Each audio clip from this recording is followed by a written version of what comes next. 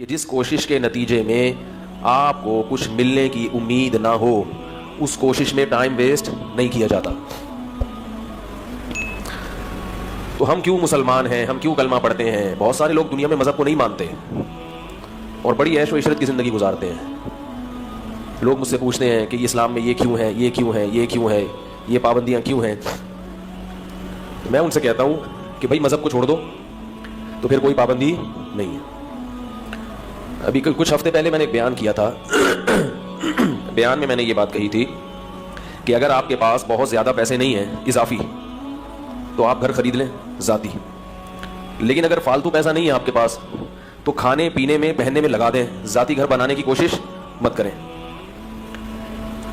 کیونکہ دیواروں سے دل لگانا, مکانوں سے دل لگانا یہ مسلمان کا شیوا نہیں ہے. رسول اللہ صلی اللہ علیہ وسلم نے ارشاد فرمایا یقول العبد مالی مالی, بندہ کہتا ہے میرا مال میرا مال.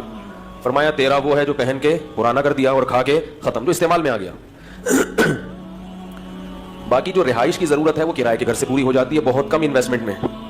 ذاتی گھر کے لیے جتنی انویسٹمنٹ کرنی پڑتی ہے اتنی انسان کی زندگی اس کا ساتھ نہیں دیتی. بس ایک حسرت کہ میرا اپنا گھر کیوں نہیں ہے. تو میں بار بار یہ بات کہتا ہوں کہ بھائی کرائے کے گھر سے بھی جنازہ نکلے گا اور ذاتی گھر سے بھی جنازہ. جس کا ذاتی گھر ہو وہ بھی ذاتی نہیں ہے, یہ دماغ سے نکال دے. ذاتی وادی کچھ نہیں ہوتا, سب ادھار اللہ نے دیا ہوا ہے. یہ ٹوپی, چشمہ, پگڑی, بنیان یہ بھی ادھار ہے. تو ادھار نہ ہوتے تو اللہ واپس تھوڑی لیتا. سمجھا پا رہا ہوں؟ بھائی سب اللہ نے کچھ دن کے لیے استعمال کی چیزیں دی ہوئی ہیں. متاع قلیل, قرآن کہہ رہا ہے زندگی گزارنے کا تھوڑا سا سامان ہے. بحریہ ٹاؤن کے بڑے بڑے پلاٹ کو اللہ کیا کہہ رہے ہیں؟ متاع, تھوڑا سا زیادہ راہ ہے.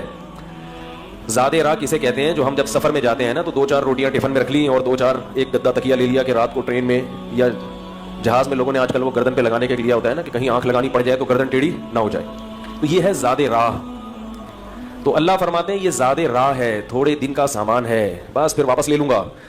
تو تھوڑے دن کے سامان میں کروڑوں کی انویسٹمنٹ وہ کرے جس کے پاس اربوں ہو. تو چلو سارے خرچے ہو گئے تو اب چلو ایک گھر بھی لے لو. نہیں ہے تو پھر کوئی ٹینشن نہیں ہے. ذرا گلا کچھ سیٹنگ آؤٹ ہوئی ہوئی ہے اس لیے تھوڑا سا بار بار کھانس رہا ہوں, معذرت. تو نہیں ہے تو پھر ٹینشن لینے کا نہیں, کیونکہ ویسے بھی نکلنا ہے. تو میں نے 2-4 دن پہلے کسی کو یہ بات سمجھائی, کچھ لوگ بیٹھے ہوئے تھے, سمجھاتا رہا, وہ بحث کرتے رہے نہیں نہیں نہیں نہیں. میں نے کہا اصل میں آپ میں ایک وائرس ہے, جب تک وہ وائرس ختم نہیں ہوگا ہماری بات آپ کی سمجھ میں نہیں آئے گی. وہ وائرس ہے دنیا سے محبت اور دنیا کو مسافر خانہ نہ سمجھنا. کیونکہ آپ دنیا کو مسافر خانہ ہی نہیں سمجھ رہے تو میری باتیں آپ کو لگیں گی بیوقوفی کی باتیں کر رہے ہیں. وہ چیز جو انسان کی سب سے بڑی چاہت ہے ذاتی گھر, اسی کی نفی کر رہی ہے. اس وقت دنیا میں انسان کا سب سے بڑا ہدف کیا ہوتا ہے؟ میرا ذاتی گھر ہو, اور یہ اسی کی نفی کر رہا ہے. تو پھر ایسے لوگ مولویوں کو بیوقوف تو سمجھیں گے نا. دیکھو عاشورہ کے دن شیعہ ماتم کر رہے ہیں, چیخ رہے ہیں, چلا رہے ہیں. آپ چیخیں نہیں, کم از کم جو میں بات کر رہا ہوں تھوڑا سا ہاں نہ کریں. کیا خیال ہے؟ وہ دیکھو وہ پورا سیٹ اپ آؤٹ ہوا ہے ان کا, چیخ رہے ہیں. تو آپ, ہم نہیں کہتے چیخیں چلائیں, لیکن جب بیان ہو رہا ہو تو اپنا رسپانس تو ایسا دے نا کہ کچھ تھوڑا سا لگے کہ آپ لوگ بات سن رہے ہیں. وہ شیعہ ذاکروں کی تقریریں سنیں, کیسا ہاہو چل رہا ہوتا ہے. شیعہ ذاکر جو محرم میں ان کی جو تقریریں ہیں آپ دیکھیں, مجمع شور کیسا مچاتا ہے.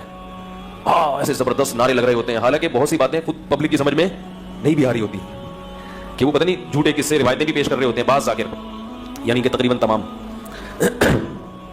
تو لیکن ہمارا جو ہے سنی لوگوں کا حساب ایسا ہے کہ وہ ایسے بجھے ہوئے بیٹھے ہوتے ہیں, شاید اس لیے کہ ان کی سمجھ میں آ رہا ہوتا ہے.